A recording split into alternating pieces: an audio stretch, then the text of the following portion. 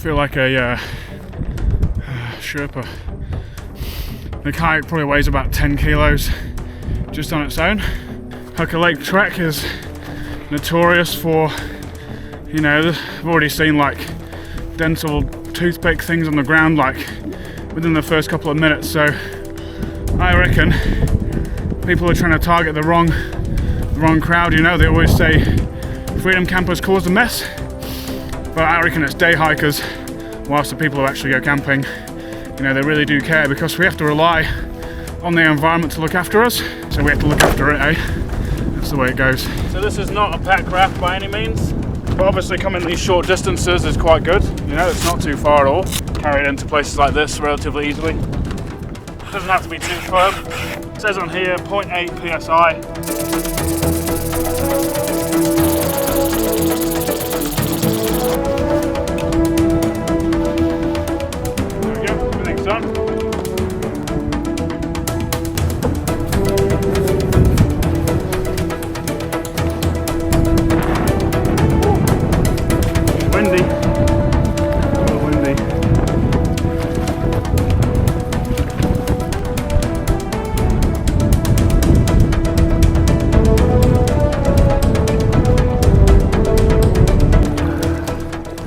How's that?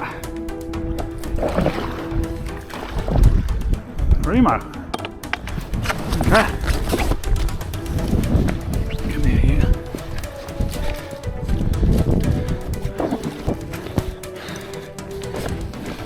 Let's have a look. This looks nice.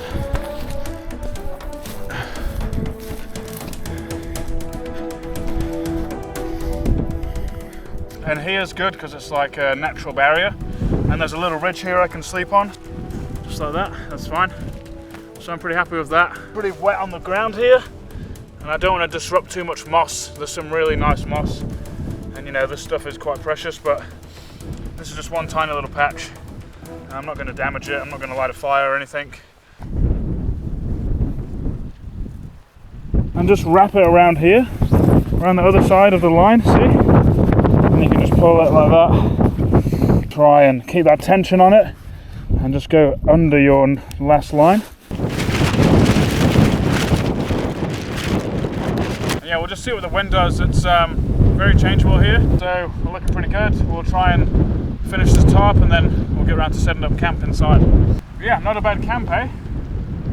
What a view. What an absolute view. And the Hooker Lake track's right there, which is like one of the most populated tracks in New Zealand, and there's no one here.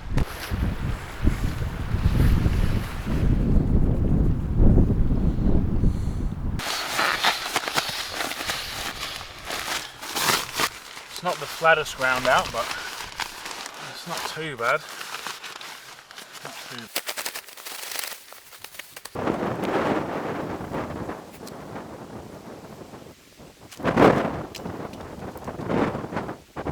So that's that gone. The shelter's actually broken. I just tied off to another point. Yeah, not good. It just means the tarp's gonna have to be right on the floor. I have to just crawl in and out. But yeah, everything's under there now, so I don't have to worry about anything blown away like the kayak. I just hope there's no tsunamis tonight. But even if there is, the kayak's right there. Yeah. Make it a little bit easier to get in, I guess.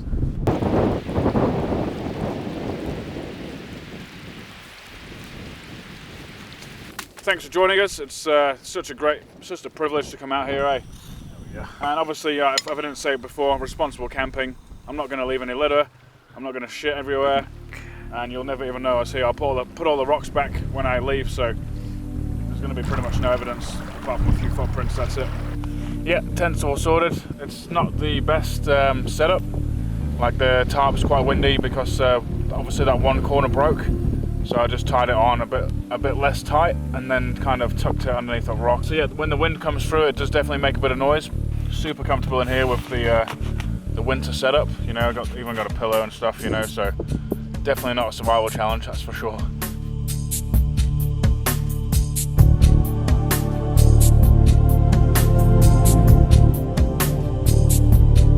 So I actually managed to snap the other corner of the tarp, put some more rocks on there, and re-tied onto another section, just to stop it from flapping around too much. So yeah, don't buy a cheap tarp. So to rely on nature to provide the answer. Some nice big rocks. We will see you in the morning.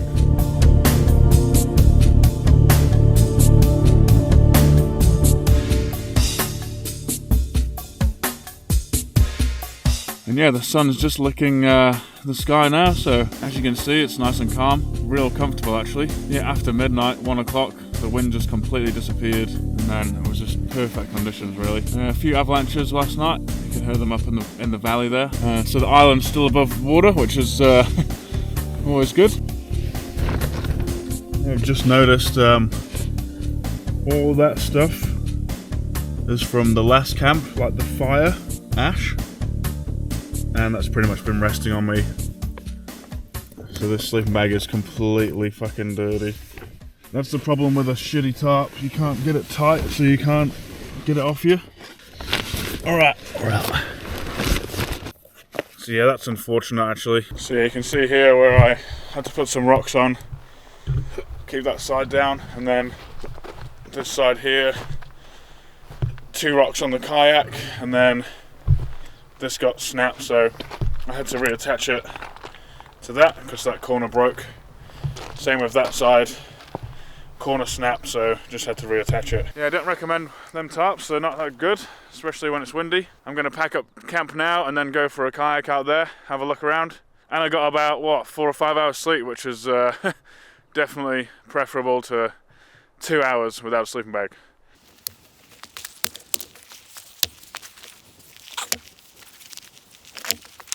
Unfortunately, things happen in the wilderness we can't control. But yeah, don't let the tarp touch your sleeping bag, because otherwise that's what happens. You just get completely soaked.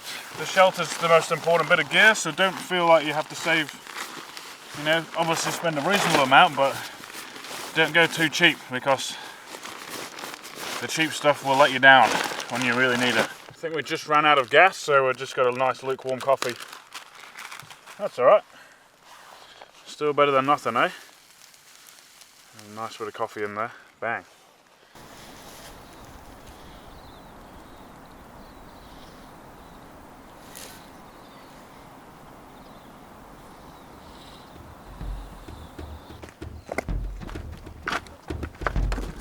Alright, let's do it.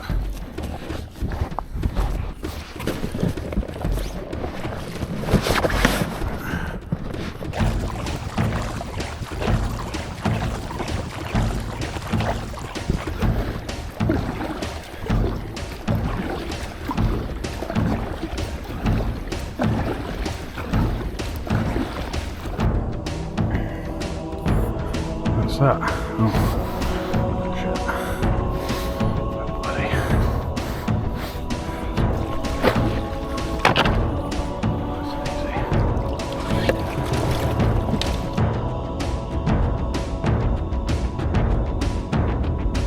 So yeah, this is definitely a potential spot for next time, especially how high up we are. We're nice and high here, and also protected from the scree slopes either side. Because you do get rocks coming down here. I've seen some pretty big boulders come down, so you don't want to be paddling next to the shore if you do come out here. For other risks and stuff, you know, obviously drowning, but one of the main ones I worry about sometimes is like a big avalanche and then like a big wave. But I mean, you need a lot of ice and rocks come down to actually produce anything substantial, I think. So I'm not sure how often that occurs. It'd be quite interesting to know if anyone knows about that, you know, scientists or anything. They might study this lake. Back to the car. Thanks for joining us.